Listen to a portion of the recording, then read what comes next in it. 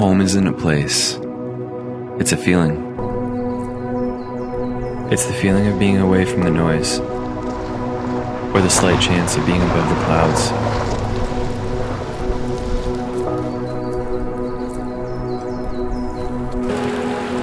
Home is the people that inspire you most. It's everything in between, and the moments you can't ignore. Because when the day fades, all we'll have are photographs and memories. But we won't soon forget that feeling.